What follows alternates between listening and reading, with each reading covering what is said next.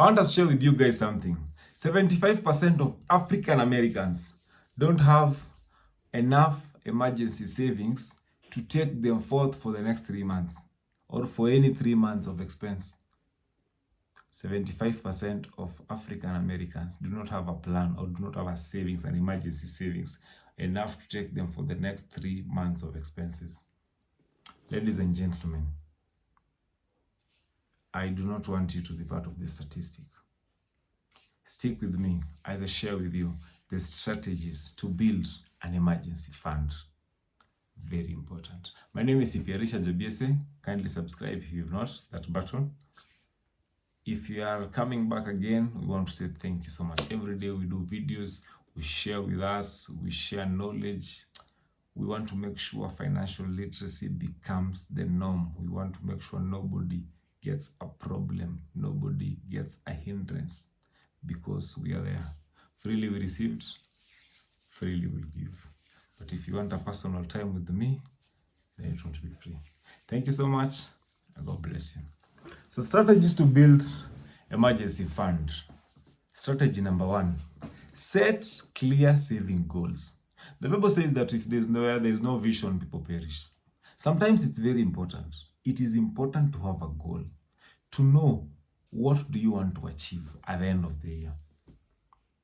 The people might decide at the end of the year, I want to maintain a 10 million emergency fund, 1 million emergency fund. So you're having that in mind, then start saving towards it. Once that money has reached or you've hit the figure, now you can continue doing other things. You can decide, if I want to get 1 million at the end of the year, how much should I be saving every month? I'll decide to save maybe 10K, maybe 100K.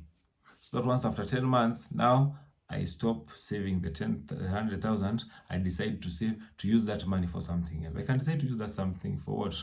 For savings. Or I can decide, if I hit 1 million, I can decide anything on top of 1 million can be taken into savings.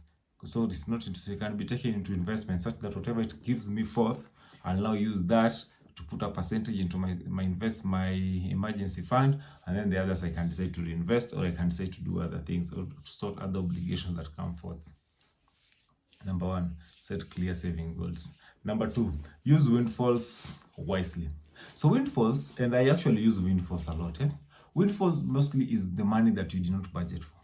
There can be tax returns, there can be bonuses, there's gifts. So just you wake up in the morning and somebody tells you, oh coach, niaje, sukuleta ombili.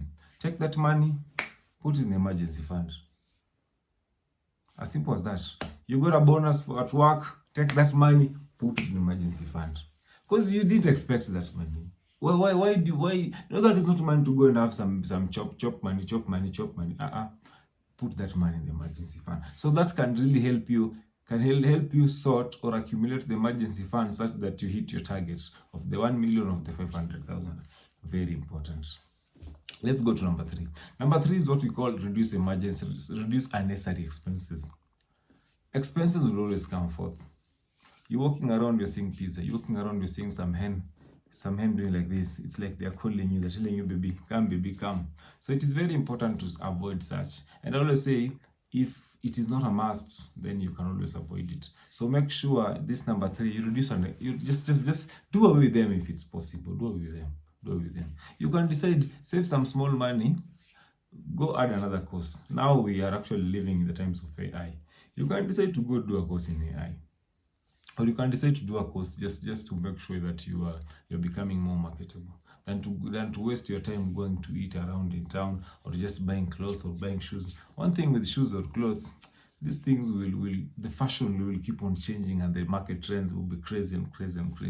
So if you're running towards that, then it becomes very hard. So make sure you avoid unnecessary. So what is unnecessary? Something you can live. Unnecessary wants, something you can live without. If you feel shoes are enough, there are guys who keep on buying cars after every 2 years. You're buying car. Why do you need 10 cars? What are they for? Just have 2 cars or 3 cars. That's important. But if you're feeling their needs, then that's fine. But if you're feeling that they are unnecessary, then just avoid them. If you can do without them, then it means they're necessary. But if you cannot do without them, then it means that they're very important. Those are needs. So cut down on what? Or reduce unnecessary expenses. Then we go to number 4. Choose accessible and safe saving mechanism. In other words, we are saying you choose savings mechanisms where, like, now you've built an emergency fund. So get a savings fund or get an emergency fund where you can easily access your money at low risk. Don't put your money into some bank account where you've said that you can only be withdrawing your money after 6 months. No, you can't do that. What if an emergency strikes? What if you've seen a very good investment where you feel you can take your money and then it can do what it can compound, or it can give, or it can add on top of its interest. So it is very important you choose accessible and safe saving mechanism where you can easily access, and then there's low risk. So do not forget that bit. That's very important. And then you go to the last bit. The last bit is review and adjust your savings plan. You need to look at it. How is the fund? How is the fund operating? Are you able to hit your target? And are you hitting your target? Are you saving towards it? And are you denying yourself needs or luxuries? Are you denying yourself what is very important? Because at the end of the day, you might be denying yourself food and very important things in life, and then you're saving. What if you die without reaching the goal? Or what if you reach the goal and then you die? So it is very important to review and adjust the savings plan. So you look at it every now and then. You can decide, if I said I'll be doing 50,000 per month and I've realized I'm really straining and maybe my level of income has gone down, so I can decide to reduce the 50,000 even to 30,000, 20,000, or even 10,000. So that is very important. You do all that such that you don't kill one thing to help the other. You don't dig another hole to fill a hole.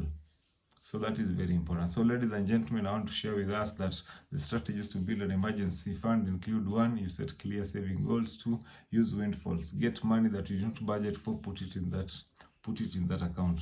Number 3, reduce or avoid unnecessary expenses. Things you can avoid, just do without them. You choose accessible and safe savings mechanism, accounts or mechanisms where you can withdraw your money anytime. Not anytime, but you can withdraw your money easily and at very low costs and very low risk.